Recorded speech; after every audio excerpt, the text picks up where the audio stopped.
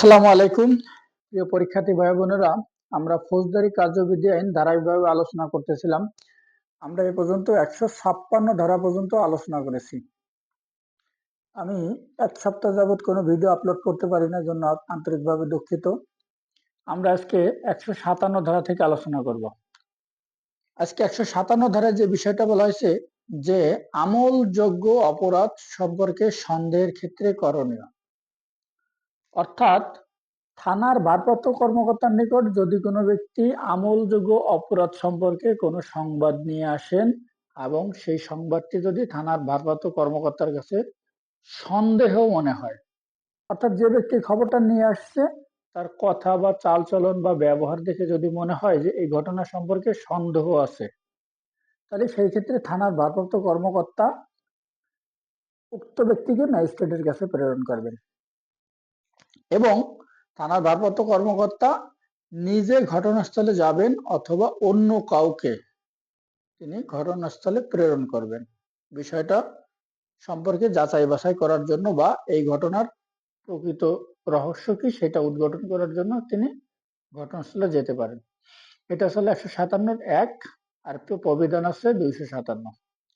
এখন 157 কতে কি বলছে যে ক্ষেত্রে সরেজমিনে তদন্তের প্রয়োজন নাই, অর্থাৎ এই যে আমলযোগ্য অপরাধ নিয়ে যে সন্দেহের সৃষ্টি হচ্ছে বা ঘটনাটা নিয়ে থানার ভারপ্রাপ্ত কর্মকর্তার নিকট ডাউট হচ্ছে বা তার কাছে মনে হচ্ছে যে বিষয়টা সত্য না, তাহলে সেক্ষেত্রে তিনি এই ঘটনাটা তদন্ত না করে থাকতে পারেন এবং এই ঘটনাটায় যদি কোনো ব্যক্তির নাম উল্লেখ থাকে তাহলে এবং যদি বিষয়টা যদি গুরুতর প্রকৃতির না হয় তাহলে থানার ভারপ্রাপ্ত কর্মকর্তা ঘটনাস্থলে যাবেন না বা এই বিষয়ে কোনো ব্যবস্থা গ্রহণ করবেন না। এটা ছিল 157 ক। আর এক্ষেত্রে আমরা প্রবিধান 257 ব্যবহার করব।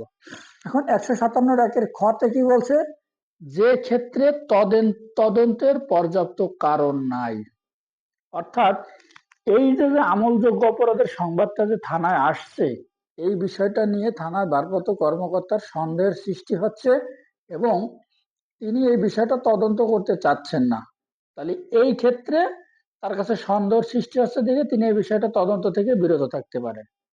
এটা আসলে 157 খ। এখন 157 কি বলছে, থানার ভারপ্রাপ্ত কর্মকর্তা তদন্ত না করার কারণ এই যে ব্যক্তি খবর নিয়ে আসছে তাকে জানাবে, অর্থাৎ যে ব্যক্তি থানায় এই যে আমলযোগ্য অপরাধের যে সংবাদটা নিয়ে আসছিল এবং ওসির কাছে সেই বিষয়টা সন্দেহের সৃষ্টি হয়েছে বা তিনি তদন্ত করার পর্যাপ্ত কারণ দেখেন নাই, তাহলে এই ক্ষেত্রে এই সংবাদটা যে ব্যক্তি নিয়ে আসছিল তাকে জানাবে যে আমি এই কারণে এই অভিযোগটা আমি তদন্ত করতেছি না। এটা হচ্ছে 157 এখন 158 কি বলছে, এই যে 157 ধারার যে ঘটনাগুলো ঘটছে এবং থানার ভারপ্রাপ্ত কর্মকর্তা এই যে তদন্ত থেকে বিরত থাকছে বা কেন ঘটনাস্থলে যায়নি বা তার কাছে কি সন্দেহের সৃষ্টি হয়েছে এই বিষয়টা ঊর্ধ্বতন কর্তৃপক্ষের মাধ্যমে ম্যাজিস্ট্রেটের কাছে পাঠাবে এই রিপোর্টটা। এটা আসলে 158 এখন 158 কি বলছে, ঊর্ধ্বতন অফিসার যেমন মনে করছেন এই যে থানার ভারপ্রাপ্ত কর্মকর্তা যে রিপোর্টটা রেডি করছেন সেই রিপোর্টটা ঊর্ধ্বতন কর্তৃপক্ষের সাথে পরামর্শ করে আলাপ আলোচনা করে এইটা সংশ্লিষ্ট ম্যাজিস্ট্রেটের কাছে প্রেরণ করবে। এটা ছিল 158। এখন 159 তদন্ত প্রাথমিক অনুসন্ধান করার ক্ষমতা। এখন এই যে 157 ধারার যে রিপোর্টটা ম্যাজিস্ট্রেট পুলিশের কাছ থেকে পেয়েছে, এখন এই রিপোর্টটা পাওয়ার পর সংশ্লিষ্ট ম্যাজিস্ট্রেট যদি মনে করেন যে এটা তদন্ত করানো প্রয়োজন, তখন ক্ষমতা সম্পন্ন ম্যাজিস্ট্রেট সংশ্লিষ্ট থানার পুলিশ অফিসারের মাধ্যমে তদন্ত করানোর জন্য নির্দেশ দিতে পারেন অথবা ক্ষমতা সম্পন্ন ম্যাজিস্ট্রেট বা এখতিয়ারাধীন ম্যাজিস্ট্রেট তার অধীনস্থ কোনো ম্যাজিস্ট্রেট দ্বারাও এই বিষয়টা তদন্ত করাইতে পারেন। এটা আসলে 159। তাহলে প্রিয় পরীক্ষার্থী ভাই বোনেরা, আজ এই পর্যন্তই। আমরা ইনশাল্লাহ আগামী ক্লাসে 160 ধারা থেকে আলোচনা করব। ধন্যবাদ আপনাদের সবাইকে আমার ভিডিওটা এত সময় আপনারা মনোযোগ দিয়ে দেখার জন্য। আসসালামু আলাইকুম।